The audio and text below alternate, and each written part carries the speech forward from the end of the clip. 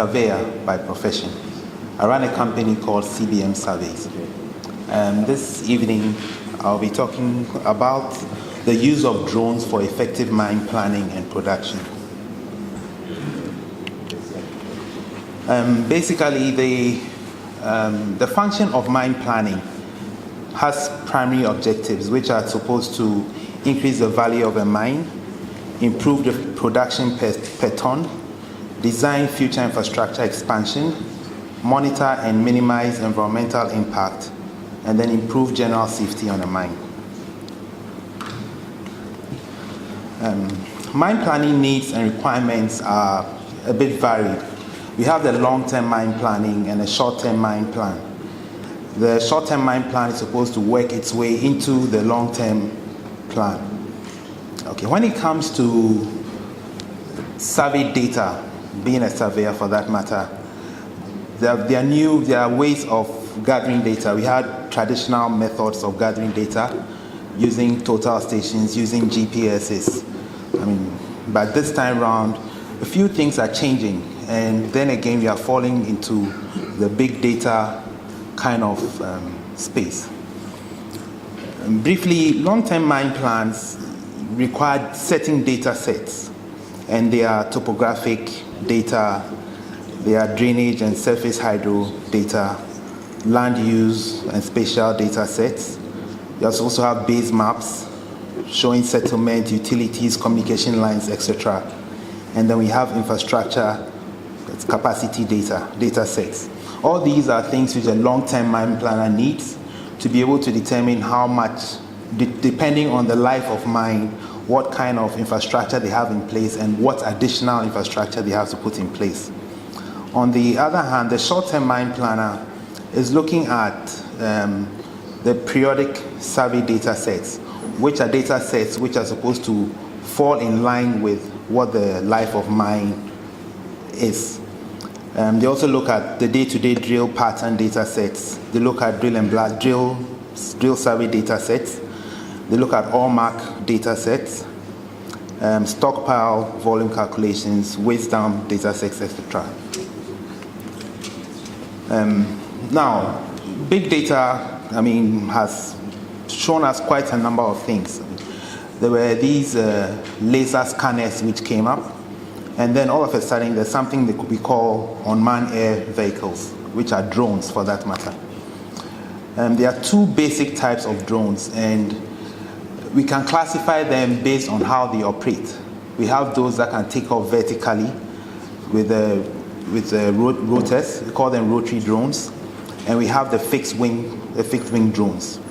These come with different end products, and the end products they come up with are determined to a large extent by the end user. Looking at a long-term mine plan, for instance, the kind of accuracy that is required for some data sets with regards to spatial information, thinking about size of a tailings dam, thinking about the size of a waste dump, thinking about where to locate waste dumps with regards to the length of road that has to be covered, doesn't require very detailed, very precise. Accuracy levels for that one are not as high as the day-to-day mine activity.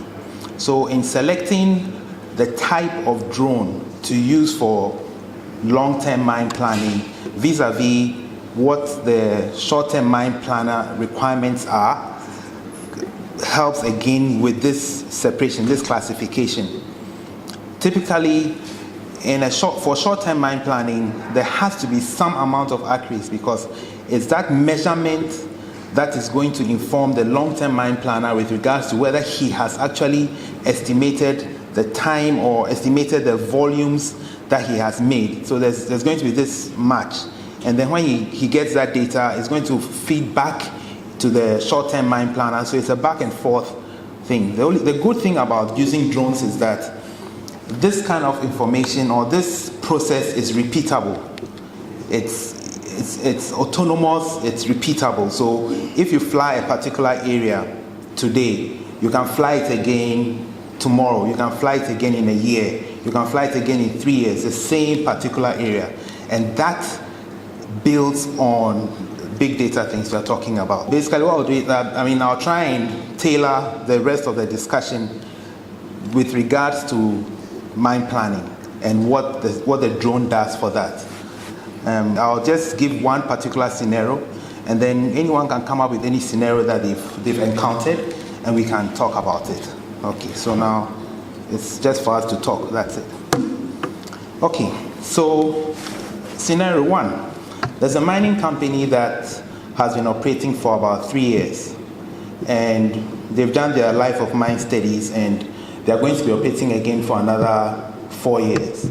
But the infrastructure that they have in place can fit for about an additional half a year.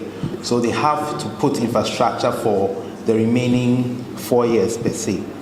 Now, the long-term mine planner is looking for a data set where he can put in space the location, for example, a tailings dam. So they need to get tailings capacity for the next 4 years.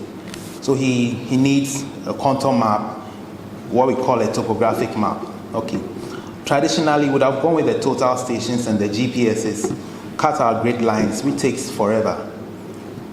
And the mine planner may not have the time to wait for that.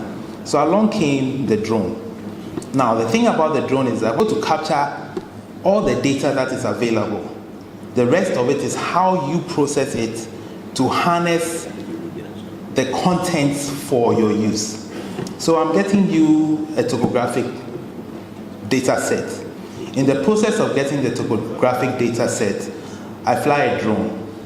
The drone tells me the kind of vegetation that is in the area.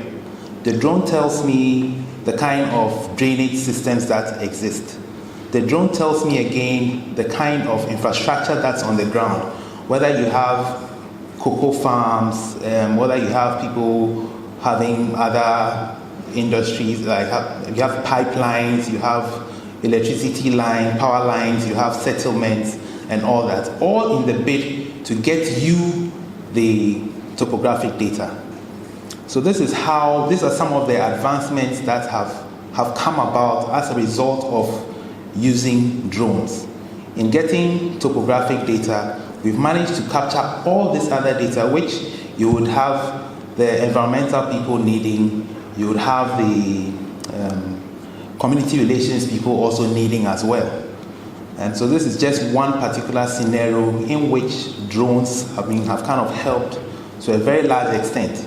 Having said this, let me just draw our attention to one thing. The two types of drones, that's the fixed wings and the rotary drones. Each of them have different advantages. The fixed wings must fly high so that they avoid obstacles. The rotary ones can fly a bit lower. The lower you fly, the more detail you're able to acquire. The higher you fly, there's something we call our pixel sizes. That is the number of centimeters per pixel as per the different heights.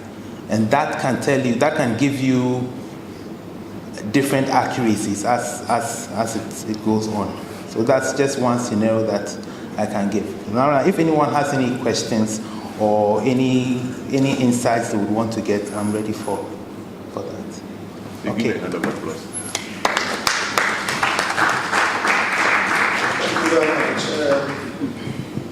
I would like you to help us how we can use drones to map rocks. When I go to the field with my students and we go about looking for outcrops, exposures of rocks, I don't want to walk aimlessly with them to search for these outcrops. So we want to find a way that the drones will tell us where these outcrops are so that we can walk directly to them and study them. Okay. Thank you. All right. Thank you for your presentation. I also would like to know if it's possible to use the UAVs to find out the quality of the surface water in a particular area. Okay, thank you. Answer to the first question. Yes, you can use a drone to locate any place that you want to go to. What happens with the drone is that you have GPS technology on board the drone. When the drone takes off and it flies, as it flies, there's a log that is being kept of all the locations that it is flying to. As it flies, you can operate the camera, whether you want to take a video, whether you want to take still images. So if, for instance, you identify an outcrop that you want to go to, when you see it on your screen, that's as you're controlling the drone, you can just take a shot of it, a picture of it, which gives you, it's geotagged. I mean, the location is tagged as well. So when it comes in, you just take a look at that image number, and it tells you the location, the X, Y, and the Z to a particular degree where that position is. Then with the question with regards to water sampling, the technology is changing. Like it's happening. The rate at which drones have evolved over the last 3-4 years, it's phenomenal, and the applications are becoming so varied. There are drones, depending on the amount of money that you have, which are capable of going to a particular location to take a water sample. They can even take water sample at different depths of, for instance, if you have a pit, an old pit, and you want to check water quality within the column, there are drones that can do that. They can go, the drone doesn't go into the water itself, but they have mechanisms which are fitted to it. That's what we call the payload, one of the payload. You can change the payload. You can have a camera there, you can have a night sensor, and sometimes they have these sampling kits which can go to different depths, pick the water sample, bring it back to you, go again, take at a different depth, bring it back to you, and then you just do the labeling.